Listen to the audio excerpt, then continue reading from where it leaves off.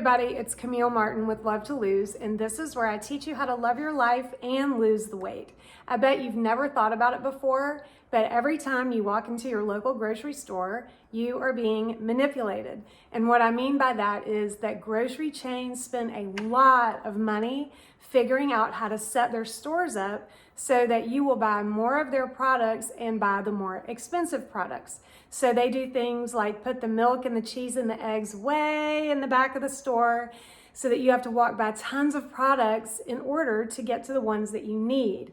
They also put really expensive items at eye level so that you're more likely to see those first and buy those.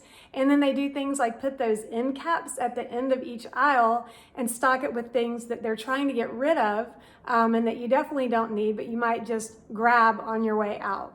So in my video today, I want to teach you how to set your kitchen up using the same logic of manipulating your environment in order for it to help you do the things that you want to do and avoid doing those things that you don't. The first thing to remember about your environment is that it's pushing you to do everything that you do every single day, both good and bad. And according to success author James Clear, your environment is the invisible hand that shapes human behavior. So good examples of this are if you have lots of snacks laying out where you can see them, or you buy a bunch of unhealthy snacks, you're more likely to snack and binge on unhealthy things. And a good example of something that is pushing you in a healthy way is if you lay your clothes out for your workout the next morning, you lay them out the night before, you're more likely to work out. But here's the thing about your environment. It's working 24/7, 365 days a year, whether you know it or not. Whether you are aware of it or you're not aware of it, it's still working. And that's why it's so critical for you to take charge of it. Because if you don't actively take charge of your environment, it is going to passively sabotage you.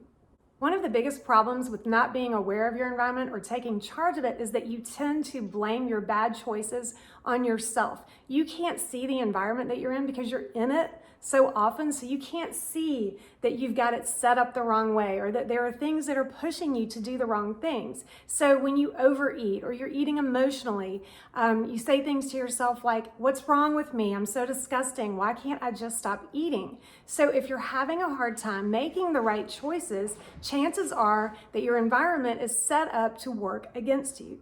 Now, obviously, the biggest room in the house, your most influential environment in terms of your health is your kitchen. So I have really good news for you. You can set your kitchen up so that it makes decisions for you. Isn't that crazy? But it really is true. So I'm going to give you some ways now so that you can set your kitchen up so that you don't have to use so much willpower and let your kitchen help you rather than hurt you. What you're going to be doing is using a barrier system. And what I mean by that is that you are going to proactively insert barriers between you and the things that you don't want to do. And you're going to remove barriers between yourself and the things that you do want to do. So in terms of inserting barriers, let's say you're like me and you have kids and they eat the traditionally unhealthy snacks like chips and cookies and candy. And you find yourself in the afternoon grabbing a handful of this or a handful of that. So what you're going to do is you're going to insert barriers between you and those foods. You can take all of those unhealthy snacks, put them in Tupperware containers, and put them up on a high shelf where you have to take 1 or 2 extra steps to actually get to those snacks. It doesn't seem like it makes a big deal, but you're making these split-second decisions all day long, and if you have to stop and think about it, it really does help you not snack on the unhealthy foods. If you can't get to them, you have to think about it, and then you have to undo the Tupperware container. It makes you be mindful and conscious and therefore capable of making a better choice. When it comes to removing barriers, you're going to do things like completely declutter your kitchen. It doesn't have to be done overnight, but you've got to really get in there and take out all the stuff that you don't need. It's causing major chaos in your mind.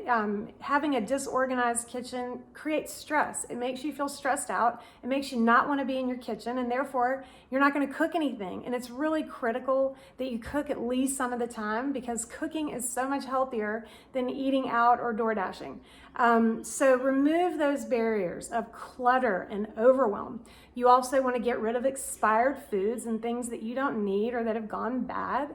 And another really cool thing about removing barriers, this is something you probably hadn't thought of, but put healthy items out where you can see them. Put fruit out on the counter in a bowl. Put water around your kitchen where you can see it. These things really do make a difference, and studies actually show and have proven that when people do this, when they put healthy items on the counter where they can see them, not only are they more likely to eat or drink those things, but they are also have a lower BMI and weigh less than people who do not do these things. So the key is to insert barriers between you and the unhealthy behaviors, and to remove barriers from the healthy behaviors that you want to engage in but find yourself just not doing. You really can set your kitchen up so that it can be your secret weight loss weapon, is what I call it. And if you haven't already signed up to get my email newsletter, when you do, you get my free guide to setting up your ultimate weight loss kitchen. And I go into great details, step by step, to show you exactly how to set your kitchen up for weight loss success.